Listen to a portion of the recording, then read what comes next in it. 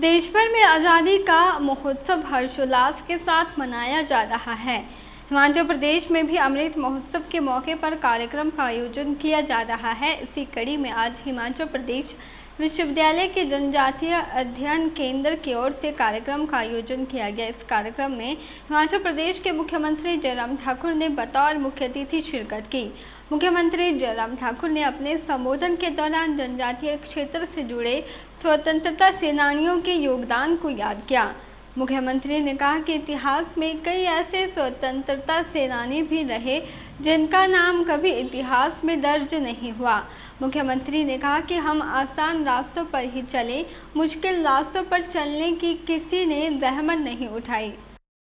कुछ बातें ये बात ठीक है, कुछ बातें इतिहास में ऐसी रह गई हैं जहाँ तक हमको पहुँचना चाहिए था। मैंने कहा ना कि हम उस रास्ते पर चलते रहे, जहाँ चलना सरल था, लेकिन कुछ रास्ते ऐसे भी थे कि जो जहाँ चलना कठिन था, उन रास्तों के बारे में भी जानकारी हमको रखनी चाहिए। वक्त की एक परिस्थिति थी, देश की आज़ादी के लिए लोग अपना कंट्रीब्यूशन दे रहे थे, यहाँ तक के बलिदान दिए, लेकिन ये भाव नहीं था कि हमारा कहीं जिक्र होना चाहिए, रिकॉर्ड पे दर्ज होना चाहिए कि देश की आवश्यकता थी, देश आज़ाद होना चाहिए, स्वाधीनता चाहिए, स्वतंत्रता चाहिए, ये एक लक्ष्य था। और उन्होंने अपने जीवन की कुर्बानी देने के बाद उस लक्ष्य को हासिल किया।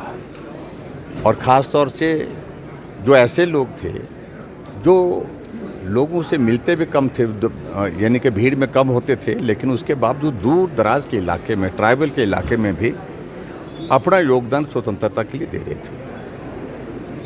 तो आज इस कार्यक्रम के माध्यम से जिस प्रकार से आदरणीय प्रधानमंत्री जी ने अमृत महोत्सव के पूरे देश भर में कार्यक्रमों की एक श्रृंखला बनाई है, उसमें इसको भी जोड़ा है कि जो हमारे ट्राइबल के इलाके में भी स्वतंत्रता के उस आंदोलन में जो योगदान देने वाले लोग थे, जिनके बारे में देश दुनिया को बहुत कम जानकारी है, वो जानकारी कैसे और ज़्यादा बेहतर ढंग से हम निकाल सकें ताकि हम उनको भी स्मरण कर सकें, उनको योगदान को भी हम स्मरण कर सकें जिन्होंने उस हालात में भी देश की आज़ादी के लिए काम किया है।